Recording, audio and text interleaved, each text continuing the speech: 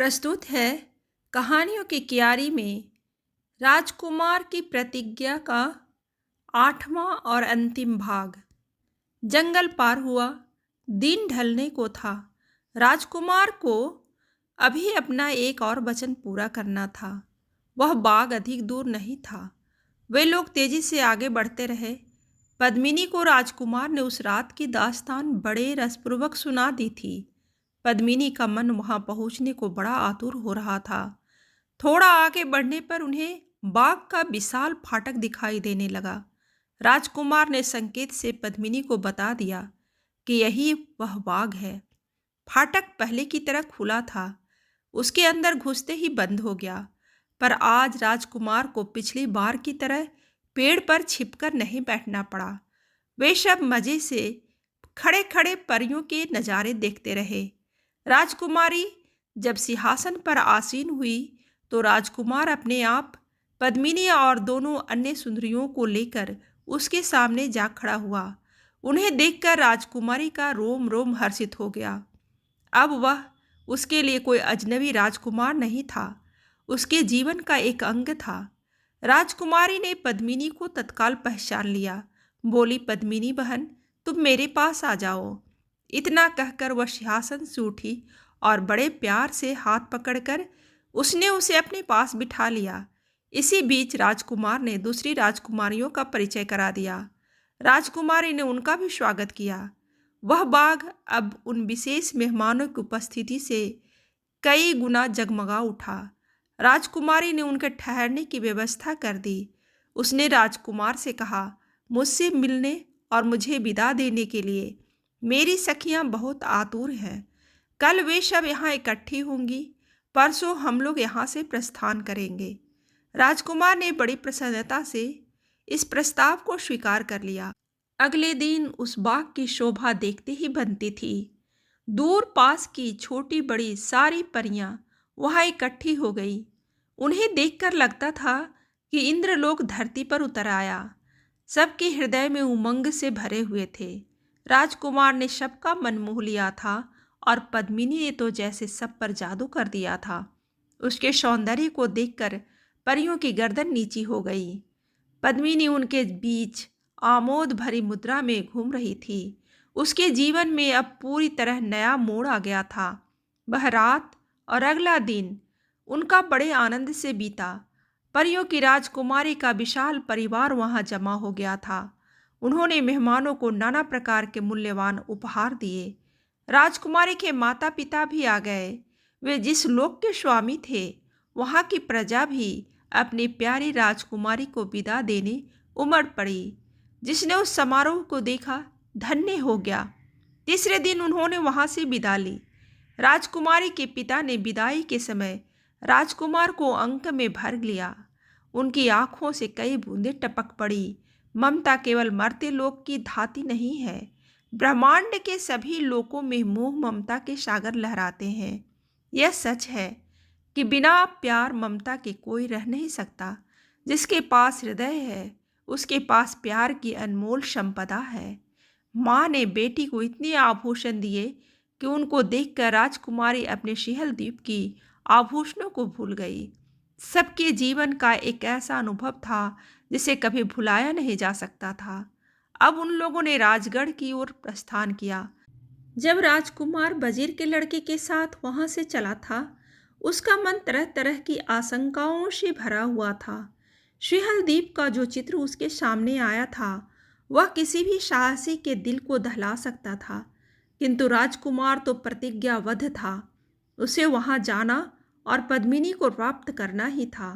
उसने अपना हौसला बनाए रखा। फिर भी उसके मन में एक कोने में थोड़ा डर छिपा था। वह वहां कैसे पहुंचेगा?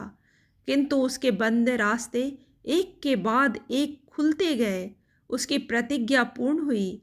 उसे वह बेशकीमती रत्न मिल गया जिसे पाना बड़े भारी सौभाग्य की बात थी। पूरी टोली उत्साह से भरकर अपने गंतव्य की ओर जा रही थी।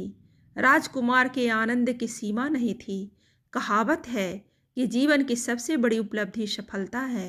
यदि सफलता नहीं मिलती तो व्यक्ति अनुभव करता है वह पराजित हो गया। राजकुमार ने पद्मिनी को लाने की प्रतिज्ञा की थी। उसका सिंहलद्वीप पहुंच जाना और एक अभेद्य दुर्ग को भेदकर पद्मिनी को ले आना आश्चर्यजनक उपलब्धि थी, जिस पर सहज ही गर्व किया जा सकता था। राजकुमार को गर्व तो नहीं था, पर उसे संतोष अवश्य था। राजगढ़ अब भी काफी दूर था। राजकुमार बहुत दिनों के बाद लौट रहा था। तरह तरह के विचार उसके मन में उठ रहे थे। सबसे छोटा होने के कारण वह राजा का सबसे लाडला बेटा था। उसके चले जाने और इतने दिन कोई खोज खबर न मिलने पर उनकी क्या हालत हुई होगी। कहीं कुछ अनहोनी न हो गई हो। राजगढ़ अभी दूर है। इस विचार के आते ही राजकुमार का सिर चकराने लगा। ऐसी स्थिति होती है तो प्रियजन के अनिष्ट की कल्पना सहज ही मन में उठ जाती है। राजकुमार ने बार बार सिर झटका, मन ही मन बुदबुदाया, नहीं नहीं, ऐसा नहीं हो सकता। उसके पिता सकुशल हैं। जिस भाभी के कारण उसे इतने दिन का देश निकाला मिला था, वह भी सानंद होंगे। उसके मन में उनके प्रति आक्रोश शांत हो गया था। कृतज्ञता का भाव उमड़ पड़ा था। आखिर उन्हीं के उपालंभ से उसे पद्मिनी जैसी गुणवती और रूपमती नारी रत्न का उपहार मिला। राजकुमार को विचार मग्न देखकर पद्मिनी ने मुस्कुराकर पूछा, क्यों, क्या सोच रहे हो?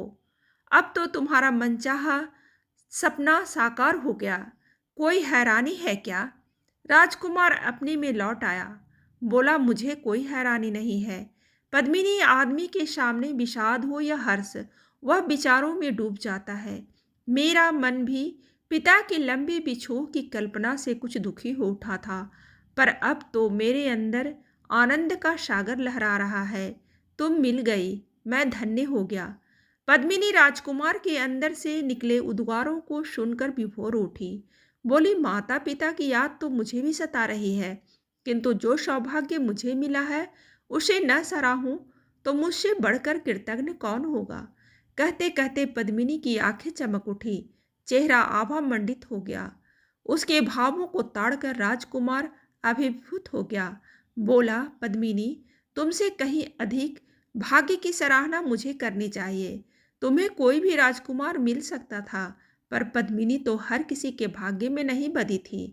राजकुमार और पद्मिनी दोनों ही अब सब प्रकार के भार से मुक्त हो गए थे। उनके सामने अब भावी जीवन के मधुर सपने थे। चलते चलते उन्हें एक विशाल सरोवर मिला। जाते समय राजकुमार इतना चिंतित था कि उसका ध्यान उस ओर गया ही नहीं, पर अब उसके मन की दशा भिन्न थी। सरोवर में पक्षी कीड़ा कर रहे थे और नाना वर्ण के कमल खिले हुए थे। पास ही एक सुंदर बाग था। राजकुमार ने कहा, हम लोग थोड़ी देर यहाँ ठहर जाएं, सरोवर में स्नान कर लें, थोड़ा खा पी लें, तरोताजा होकर राजगढ़ पहुँचेंगे तो हमारा आनंद और बढ़ जाएगा। राजकुमार के इस प्रस्ताव को पद्मिनी ने ही नहीं, सब ने स्वीकार किया और वे वहाँ रुक गए। सरोवर में जब उन्होंने स्नान किया तो पक्षी भी उनके भाग्य पर ईर्ष्या कर उठे। कमल के फूलों की चमक बढ़ गई। सरोवर तो जैसे धन्य हो गया। ऐसा सौभाग्य तो उसे पहले कभी नहीं मिला था। स्नान करके उन सब ने मिलकर खाना खाया। उनके आमोद प्रमोद में वहाँ के पशु पक्षी भी शामिल हो गए।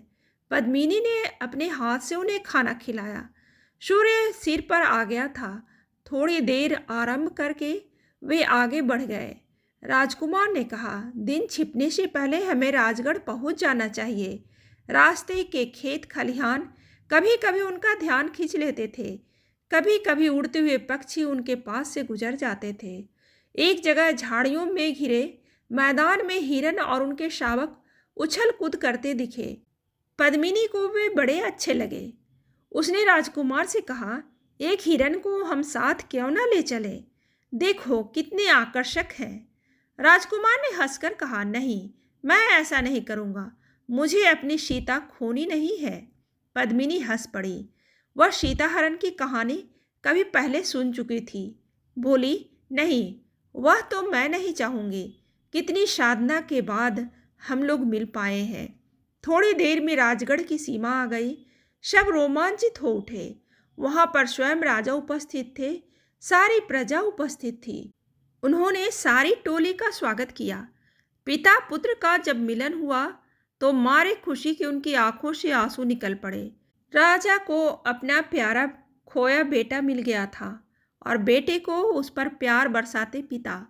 गाजे बाजे के साथ सबने नगर में प्रवेश किया। सजी धजी नगरी बाहें फैलाकर उनका अभिनंदन कर रही थी।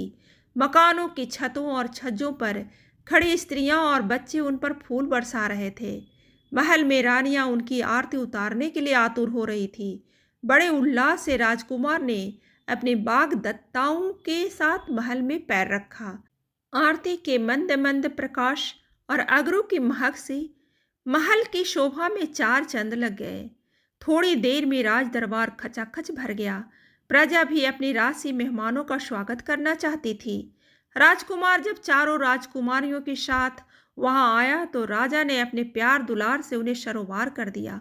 छोटे राजकुमार के बिना जो राज दरबार सूना पड़ा था फिर जगमगा उठा। राज दरबार में राजकुमार तथा राजकुमारियों का भव्य स्वागत हुआ। राजकुमार के जगमग करते महल को देखकर सारी राजकुमारियों को अपने अपने महल क्षण भर के लिए याद आए जिन्हें वे पीछे छोड़ आई थी। तभी उन्हें ध्यान आया कि अब उन महलों से उनका सरोकार क्या है। वे अब राजकुमार से रिश्ता जुड़ जाने पर पराये हो गए हैं। छोटी भाभी को राजकुमार के सामने आने में थोड़ा संकोच हो रहा था। मिलने जुलने से अवकाश मिलने पर राजकुमार स्वयं भाभी के कक्ष में गया और उनके पैर छूकर आशीर्वाद मांगा। दोनों की आंखें बहने लगी। भाभी कुछ कहे कि उससे पहले राजकुमार ने कहा, भाभी, मैं तुम्हारा एहसान कभी नहीं भूल सकूंगा। यदि तुमने मुझे उलाहना न दिया होता तो वह हीरे सी राजकुमारियां कैसे मिलती। भाभी के मुंह से बस यही निकला, तुमने पद्मिनी को लाकर महल को जगमग कर दिया। शुभ मुहूर्त देखकर राजकुमार के विवाह की तैयारियां की गई। बड़ी धूमधाम से विवाह हुआ। राजकुमार को एक से बढ़कर एक राजकुमारियां मिल गई। महल आलोक से भर गया। प्रजा आनंदित हुई। राजा सुखी हुआ। पर कहानी खत्म नहीं हुई और होती भी कहाँ, वह तो चलती रहती है। जीवन स्वयं एक लंबी कहानी है।